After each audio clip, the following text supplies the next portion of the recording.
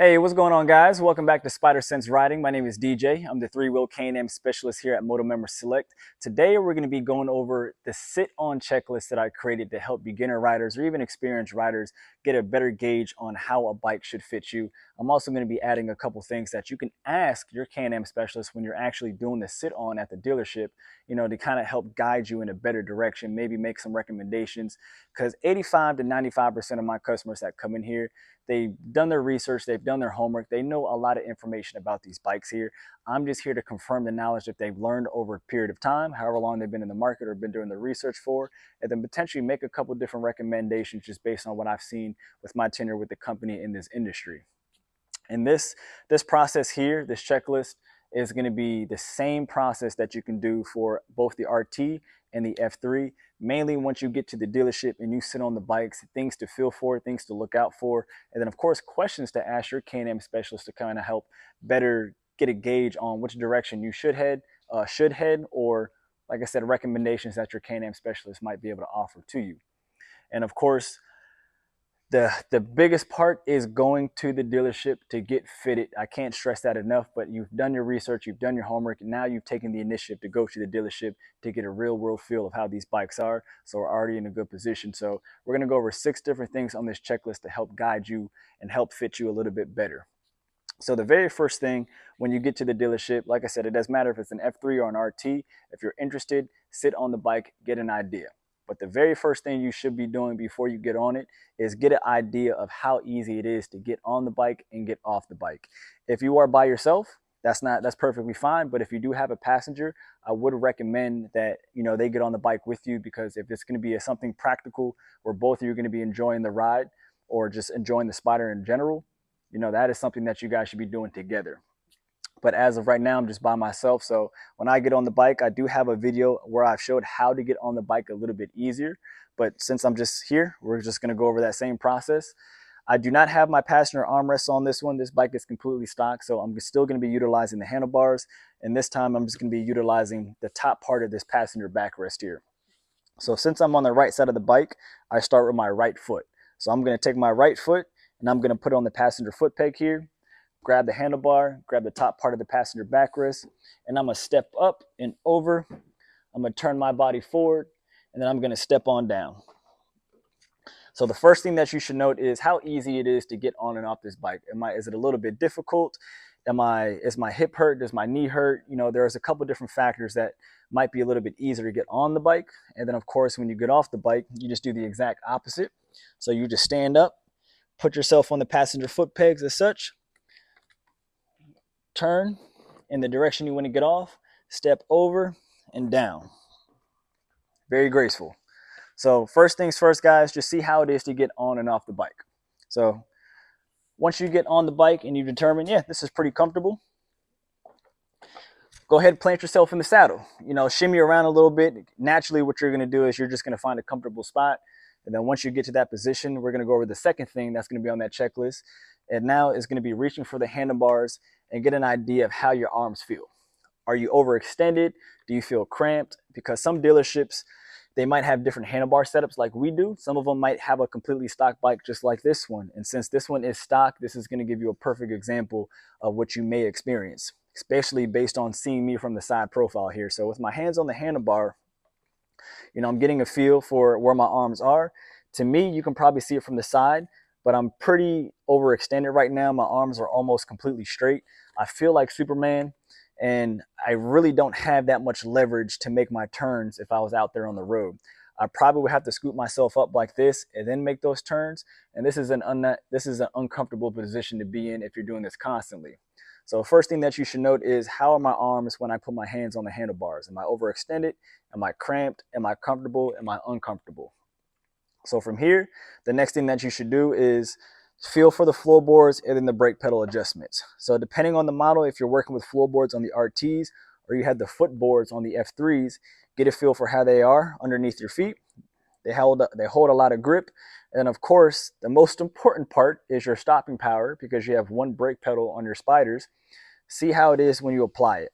It should be effortless. It should be very easy to obtain. When I tell people, it should be similar to that of a car, where you just swivel your heel. It's kind of like a pit pat. You don't pick your whole foot up. when you apply the brake pedal. So if you feel like if you're really tall and you have long legs, you might be picking your foot up because the most comfortable position for you is to stretch your legs out as far as possible. But again, just play around with the floorboards, get a feel for them, kind of get a gauge on where you'll probably be at when you're riding. You know, me, I might pull back like this, and then when I'm coming to a red light or a stop sign, I might bring my feet up. But again, when you're applying that brake pedal, you should be able to have a nice little swivel there. You shouldn't have too much flexion in your ankle. It shouldn't hurt. Again, it should be effortless when you're applying that brake pedal. So that is going to be the third thing that you're going to check for, just the brake pedal itself. Once you've done that, the fourth thing that we're going to do is we're going to check on visibility. So at this point, you'll be able to turn the bike on, not completely, but just enough to see the gauges. See if you can see every piece of information on the dash display, from your miles per hour to your RPMs, seeing where your turn signals are. Being able to see the dash is, of course, crucial and important. The next thing is going to be checking for visibility in the mirrors. You know, if you're sitting on the bike, I would suggest having your specialist or the person that you're working with adjust the mirrors so you can see exactly where they should be set up for you. See where the blind spots potentially are. Make sure you can see through them. And then, of course, on top of that, make sure you can see the road ahead. You might be in the dealership, you might be in the parking lot, but get a real world sense of, okay, I definitely see a lot of stuff going on out there. Obviously, I can't see the actual point very front of the Spyder itself, which is going to be difficult anyway unless you stand up. But being able to see everything around you, knowing that you can see over your dash, over the windshield, or through the windshield, depending on what you're working with. But if you have a clear visibility of everything from there, you're good to go. The next thing that I want you to do, and this is going to be number 5, is feel for the balance, feel for the weight distribution, feel for the stabilization. And how you do that? Shake her around. So, you know, you shake the bike, get an idea of how that independent suspension up front works there. If you want to get really into it, you know, stand up, shake the bike even more. Of course, this is not a real test, especially out there on the road, but sitting here in the dealership, you'll get an idea of weight distribution. You know, you can understand this is a pretty heavy frame. It's keeping you planted on the ground. You have 3 wheels here to keep you balanced. So you're not putting your feet down. You're not going to be falling off or anything like that, but get an idea of the weight of the bike. And the very last thing on the checklist here is just sit in different positions. You know, get comfortable in a couple of different variations of how you might be riding. So if you know you might be riding straight up, you know, position yourself straight up. And then from here, you can kind of imagine I potentially would have a handlebar that will come a little bit closer. I might ride like this with a backrest, but I still need a different handlebar to accommodate that. You know, if some of those like to scoot up when they ride, they might be able to, you know, position their backrest in a different position. If you know you like to be more of a relaxed rider, this is where you want to be, then you know from there what kind of adjustments that you may need to make. But, you know, again, sit in different positions, lean back, sit up straight, you know, lean a little bit forward, because you know, who never knows, you know, you might have to be in certain positions depending on who you're with, you know, what you're carrying with you. So just get an idea of exactly, you know, the different positions that you can be in. But that's going to be all 6 things that you should consider when you're at the dealership sitting on a bike, especially when you have the knowledge and the means of being at the dealership, talking to somebody who's a little bit knowledgeable about these Spyders. You guys can have a true conversation about this, because they should also be making notes in their head while you're making notes in your head about, okay, based on what I've seen, we might need to make this adjustments, you know. And also depending on the dealership, they might have different bikes in there that have certain setups, different handlebars, different backrests, different brake positions, and so forth. So when you've gone over the checklist, these are just a couple different questions that you can ask that Can-Am specialist while you're physically sitting on the bike itself, to kind of get a better gauge. Maybe your ideas were already matching up. Maybe they might shed a little bit more light on something that you didn't consider. But, you know, the couple different categories to kind of think about would be, you know, ergonomics. You know, based on where my seating position is, where do you suggest what handlebar I should have? You know, that's an easy question right there. Or based on my seating position here, do you feel like this brake pedal is too close? Do you feel like it's too far away? Are there different brake pedal adjustments? Are there anything that can accommodate me that is a little bit shorter than maybe the ideal person? Are there any adjustments in that brake pedal? Or if you are riding with a passenger, is this bike that I'm sitting on ideal for 2-up riding? You know, I plan to have, you know, storage. I plan to have a passenger, so there's going to be quite a bit of weight on the bike. You know, is this bike ideal for 2-up riding? Another thing to ask, is this bike calibrated for towing? Again, some of us like to put trailer hitches on there. We like to we like to fill up every single one of our storage bags with gear. You know, I want to make sure this bike can accommodate that. Does this bike have storage? And keep in mind, I know I'm sitting on a Spyder RT Limited that has the top of the line comfort touring features other than the Sea to Sky model. But again, picture yourself sitting on a base F3S and F3T. These are questions that you should have when you sit on each individual bike and going through the checklist itself. So does this bike have a helmet storage? Does this bike have storage for my helmet or my passenger's helmet? Does this bike have travel bags that I can put in the side cases or the front trunk or the top case? Does this bike come with the cover? You know, does my windscreen adjust or is it fixed in place there? Do I have heated grips? Do I have heated seats? Does my passenger have a heated seat? Does my passenger have a heated grip? There's a couple of different things in there. And of course, you know, if I'm riding with the two up, if I know I'm going to be riding with a passenger, does this bike have the automatic air suspension back there? You know, I want everybody to be as comfortable as they can.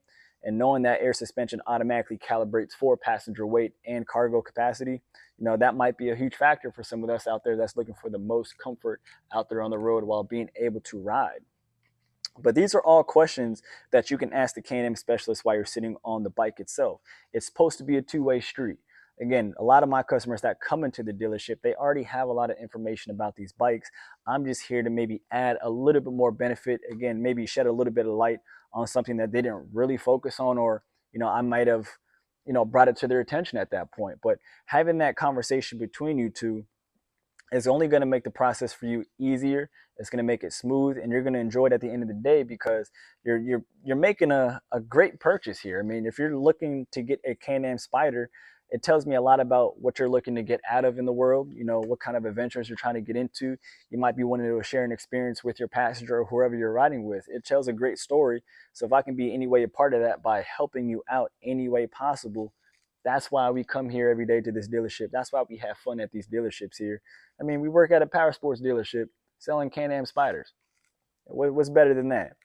But guys, that is the checklist that I would recommend for anybody that took the initiative to go to the dealership to now get a real feel for the bike. I mean, the homework and the research, that's about 40 to 50% of what you need to do when you're in the market. But to really get a real gauge on how these things feel, then from there going on test drives, that is the best way to do it, by going to the dealership, sitting on the bikes, going over the different things that you should be thinking about, and then asking those great questions to kind of really hone in on exactly, this bike does fit me. Oh, I don't really like this bike. Oh, it doesn't have that. I really wanted to have this on there. What can I look at that actually has this accommodation on there? But all these play a factor in getting the best possible experience for you, getting the best possible bike that fits you, and then enjoying the whole thing at the when it comes down to it. But guys, thank you guys for checking out the channel. I hope this video was helpful. I have a lot more videos like this on the way. A lot of information I've gained over the past couple of years. And if there's anything that I can do to share with you guys, I would for sure make a video out of it. If you guys have any experiences in your dealership where you started off on a certain bike that you weren't a fan of, and then you got educated on a certain bike and that's the bike you ended up going with, tell me about it. I'd love to hear about it. But thank you guys for watching, and I'll see you next time.